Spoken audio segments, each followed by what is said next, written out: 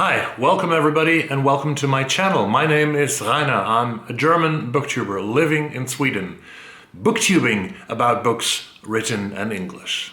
Today it is Sunday the 25th of July, and next week, I think already on Tuesday, the Booker Longlist of 2021 for the Booker Prize will be announced in London, England.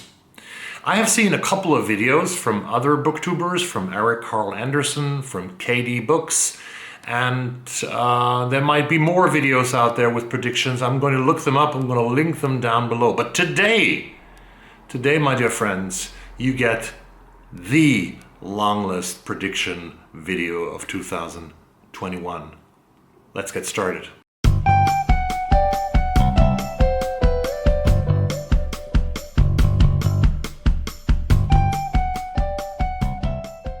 I have to predict a Booker longlist, ladies and gentlemen, is almost impossible to do. Each and every year between October 1 of 2020 in this case and September 30 of 2021, hundreds of books are published in the English language, not in translation, in the United Kingdom. Books from all over the world, from countries like the UK, like Ireland, like the United States, Canada, Australia, New Zealand, Uganda. Everyone who publishes a book in English in the United Kingdom is eligible for being nominated for this Booker Prize. The Booker Prize jury always tries to find something special, but of course they have to take care of certain categories to not end up being in a situation where people say not enough women, not enough diversity, not enough queer authors. So there must be sort of a balance between all this. There must be some well-established authors. There must be, last year we had a lot of debut authors on the list, on the long list. There must be other authors, but let's not talk about all this stuff. Let's get started with a long list, because that's not what you want to hear. You want to hear the 13 books, right, that I'm predicting to be on the long list on Tuesday. A book from the United Kingdom. It's a debut novel. It's called Assembly by Natasha Brown, published by Hamish Hamilton on June the 3rd of 2021. This is about a woman who has studied, a black woman, a black British woman. She has studied in Oxbridge. That's what people say when people have gone to Oxford and Cambridge. She has a career. She has a beautiful education. She did the right things. She bought a flat. She buys art. She buys herself a sort of happiness. But above all, keep your head down, keep quiet, and don't say anything, and just keep going. Black British woman. She is preparing to attend a lavish garden party. That's the book about. An assembly at her boyfriend's family estate set deep in the English countryside. At the same time, she's considering the carefully assembled pieces of herself. This has been compared to Mrs. Dalloway by Virginia Woolf, and this is something the Booker jury will love. Assembly by Natasha Brown is my number one on the list of longlisted books. Second book is from an American author. It's also a debut novel. This is from the United States. It's called Bestiary by Ming Chang. Ming Chang, who has been named as one of 5 under 35 last year by the National Book Award, which means that she's one of those authors regarded as super talented writers in the United States. And this is a great story full of mythology and of feminism and of queerness. 3 generations of Taiwanese American women are haunted by the myths of their homeland and the spellbinding, visceral debut about one family's queer desires, violent impulses, and buried secrets. It's about women changing their shape into animals. And one evening, mother tells daughter a story about a tiger spirit who lived in a woman's body. Her name was Hugo Paw, and she paid the price for her body and hunger. It's one of many stories daughter absorbs from the women in her family about gourd daughters, buried gold, and rabbit moons. Soon afterwards, daughter wakes with a tiger tail. And more mysterious events follow. Holes in the backyard split up, letters penned by her estranged grandmother. A visiting aunt arrives with red hands and snakes in her belly. Her brother tests the possibility of flight. All the while, daughter is falling for Ben, a neighborhood girl who is more bird than tiger and has mysterious stories of her own. To read Ming Chang is to see the world in fresh, surreal technicolor, both wild and lyrical, visionary and touching. Read her, says Charlene Teo, the author of Ponty. That's the second book. I think Booker loves this as well on the long list of this year. Number 3 is a book that has not been published yet, but it will be published on the 21st of September. It's 9 days due to the deadline, No, 7 days short of the deadline. The 23rd of September, published by William Heinemann in London on September the 23rd of 2021. This is Matrix, the new novel by American famous author Lauren Groff. Born, and this is a historical novel, born from a long line of female warriors and crusaders, yet too coarse, too wild, too rough-hewn for 12th century courtly life, Marie de France is cast from the royal court. To her dismay, she is sent to the muddy fields of Angleterre to take up her new duty as the prioress of an impoverished abbey. The abbey is a dreadful place. Its inhabitants are on the brink of starvation, beset by disease, stoic and stern, yet plagued with an unholy tendency to gossip. Marie cannot help but pine for the decadence and comfort of France, her secret lover Cecily, her queen Eleanor, and the very court that had spited her. Yet Marie soon realizes, though she may be tied to a life of duty, she wields more power than she could have imagined. With a fearlessness that has always set her apart, she inspires her new sisterhood to awaken their spirits and finally claim what is theirs. A dazzling work of literature, Matrix gathers currents of violence, sensuality, and ecstasy in a mesmerizing portrait of consuming passion and womanhood. That's the new novel by Lauren Groff, Matrix. The Kylie Reid story, you remember that Such a Fun Age from last year? Some people were not really agreed that this should be on the long list of the Booker. I liked the book, and I respect all the books on the Booker list. So this might be the Kylie Reid continuation of it. It's from the United States, The Other Black Girl by Zakiya Dalila Harris, published by Bloomsbury on June 1, 2021. 26-year-old editorial assistant Nella Rogers is tired of being the only black employee at Wagner Books. Fed up with the isolation and the microaggressions against her, she's thrilled when Hazel starts working at Wagner's. In the cubicle beside her, they've only just started comparing natural hair care regimens, though when a string of uncomfortable events caused Nella to become public enemy number uno, and Hazel the office darling. Then the notes begin to appear on her desk. Leave Wagner now. It's hard to believe Hazel is behind these hostile messages. But as Nella starts to spiral and obsess over the sinister forces at play, she soon realizes that there's a lot more at stake than her career. Dark, funny, and furiously entertaining, The Other Black Girl will keep you on the edge of your seat until the very last twist. That is number 4, The Other Black Girl. Number 5 is a book by a Nobel Prize winner. This is by Kazuo Ishiguro, and it's called Klara and the Sun.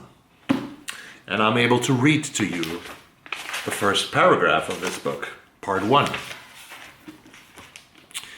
When we were new, Rosa and I were mid-store on the magazine's table side and could see through more than half of the window.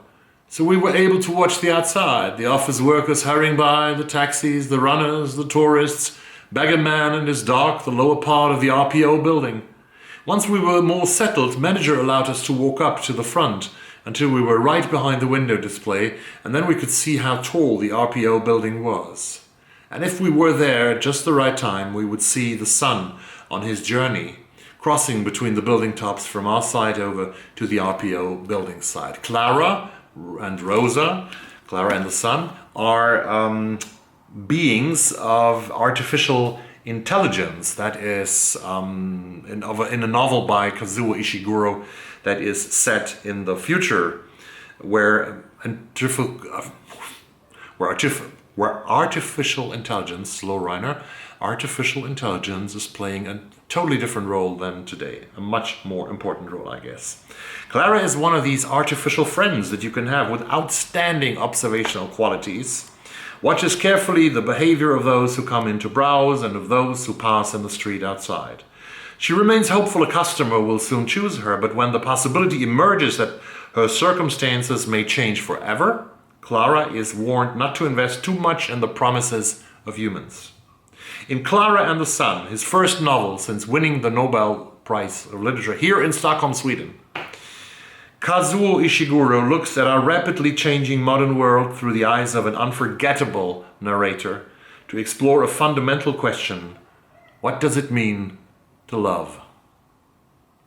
Number 6, still on the list. It's from an author from Syria and the United States. This is The 30 Names of Night by Zeyn Joukhadar, published by Atria Books on November 24 in 2020. 5 years after a suspicious fire killed his ornithologist mother, a closeted Syrian-American trans boy sheds his birth name and searches for a new one. He has been unable to paint since his mother's ghost has begun to visit him each evening. As his grandmother's sole caretaker, he spends his days cooped up in their apartment, avoiding his neighborhood Mashit, his estranged sister, and even his best friend, who also happened to be his longtime crush. The only time he feels truly free is when he slips out at night to paint murals on buildings in the once thriving Manhattan neighborhood known as Little Syria. So this is a book about the journey of a transgender Arabian-American person, and it's a story of mysterious and mythological birds in the town that play a role for the death of her mother, but also for other stories that the main character is, Laila Z, is hearing. Featuring Zeyn Joukhadar's signature magical and heart-wrenching storytelling, The 30 Names of Night is a timely exploration of how we all search for and ultimately embrace who we are.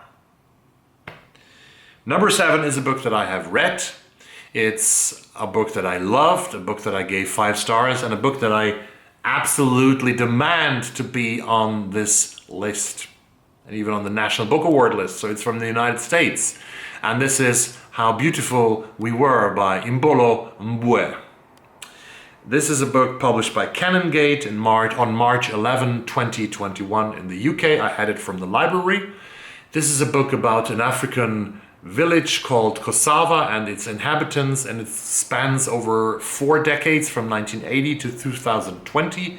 There's an American company that is extracting oil from the soil of the earth that is poisoning the ground and destroying the environment for the people in Kosava. Many of them die, but they start revolting against this company and against their corrupt state. And it's a beautiful narrative by Imbolo Mbue, How Beautiful We Were, which is my number 7 on the list. Number 8 is a book that I still have on my summer TBR. I have presented it earlier. This is from Uganda. This is The First Woman by Jennifer Nansubuga Makumbi, published by Oneworld on October 1 of 2020.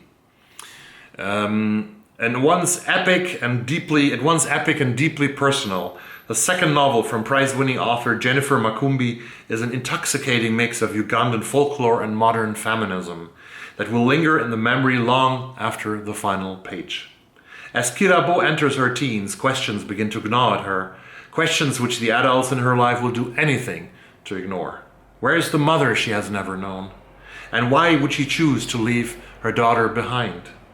Inquisitive, headstrong, and unwilling to take no for an answer, Kirabo sets out to find the truth for herself. Her search will take her away from the safety of her prosperous Ugandan family relations, plunging her into a very different world of magic, tradition, and the haunting legend of the first woman. Number 8. Number 9 is a debut from the United States. I just got it from the library here in Stockholm. This is Open Water by Caleb Azumah Nelson, published by Viking on February 4 of 2021. Open Water is the story of an Afro-American heterosexual couple in the UK. It is about what it means to live as a black person, as a black man, and as a black woman in London and in the UK of today. And it's about the struggle to keep a relationship working and going. Open Water by Nelson. Open Water by Caleb Azumah Nelson. Number 10 is a story that takes us all the way to India. It is Moth, another debut by Melody Razak, published by WNN on June 24 of 2021. Delhi, 1946, takes us back about almost 75, exactly 75 years. Ma and Bapu are liberal intellectuals teaching at the local university. Their 14-year-old daughter, precocious, headstrong Alma, is soon to be married. Alma is mostly interested in the wedding shoes and in spinning wild stories for her beloved younger sister, Roop, a restless child obsessed with death. Times are bad for girls in India. The long-awaited independence from British rule is heralding a new era of hope, but also of anger and distrust. Political unrest is brewing, threatening to unravel the rich tapestry of Delhi, a city where different cultures, religions, and traditions have coexisted for many, many centuries. But when partition happens and the British Raj is fractured overnight, this wonderful family is violently torn apart and its members are forced to find increasingly desperate ways to survive. Number 11 on the Booker Longlist by Rainier Books is Dead Souls by Sam Riviere, published by WNN on May 14 of 2021. I first heard about Solomon Wheeze on a bright, blustery day on the South Bank. Later that evening, at the bar of the Travelodge near Waterloo Bridge, our unnamed narrator will encounter that very same Solomon Wheeze. In a conversation that lasts until morning, he will hear Solomon Wheeze's story of his spectacular fall from grace. A story about a scandal that has shaken the literary world and an accusation of serial plagiarism. A story about childhood encounters with nothingness and a friend's descent into psychosis, about conspiracies and poetry cults, about a love affair with a woman carrying a signpost and the death of an old poet. A story about a retreat to the East Anglian countryside and plans for a triumphant return to the capital through the theft of poems, illegal war profits, and fake social media accounts. Plans in which our unnamed narrator discovers he is obscurely implicated. A story that will take the entire night and the remainder of the novel to tell. Reading Dead Souls feels like discovering the British Bolaño, and not just for the gleeful dismantling of the cultural ego, the restless, searching sensibility, the precise tuning in to contradictory voices. I haven't been so excited by a debut novel in a long time, says Luke Kennard, the author of The Transition. And we have arrived at number 12. This is from Turkey and the UK. It's not published yet. It will be published on August the 5th by Viking, The Island of Missing Trees by Alif Shafak. It is 1974 on the island of Cyprus. Two teenagers from opposite sides of a divided land meet at a tavern in the city they both call home. The tavern is the only place that Kostas, who is Greek and Christian, and Daphne, who is Turkish and Muslim, can meet in secret, hidden beneath the blackened beams from which hang garlands of garlic, chili peppers, and wild herbs. This is where one can find the best food in town, the best music, the best wine, but there's something else to the place. It makes one forget, even if for just a few hours, the world outside and its immoderate sorrows. In the center of the tavern, growing through a cavity in the roof, is a fig tree. This tree will witness their hushed, happy meetings, their silent, surreptitious departures, and the tree will be there when the war breaks out, when the capital is reduced to rubble, when the teenagers vanish and break apart. Decades later in North London, 16-year-old Ada Kazantzakis has never visited the island where her parents were born. Desperate for answers, she seeks to untangle years of secrets, separation and silence. The only connection she has to the land of her ancestors is a ficus carica growing in the back garden of their home. In The Island of Missing Trees, prize-winning author Elif Shafak brings us a rich, magical tale of belonging, and identity, love and trauma, memory and amnesia, human-induced destruction of nature, and finally, renewal. And we have arrived at the last but not least title of the 13 books that I predict will be nominated for the Booker Prize of 2021. This goes to the United States again, and this is Sorrowland by Rivers Solomon, published by Murky Books on May 6th of 2021. A triumphant, genre-bending novel following a young woman through a nightmarish yet recognizable landscape as she attempts to create a new life for herself and her children. Vern, a hunted woman alone in the woods, gives birth to twins and raises them away from the influence of the outside world. But something is wrong, not with them, but with her own body. It's changing, it's stronger, it's not normal. To understand her body's metamorphosis,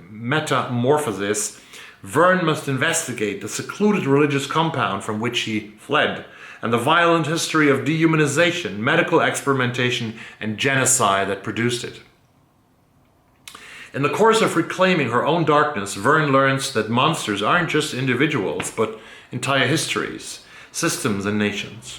Rivers Solomon's Sorrowland is a memorable work of Gothic fiction that wrestles with the tangled history of racism in America and the marginalization of society's undesirables.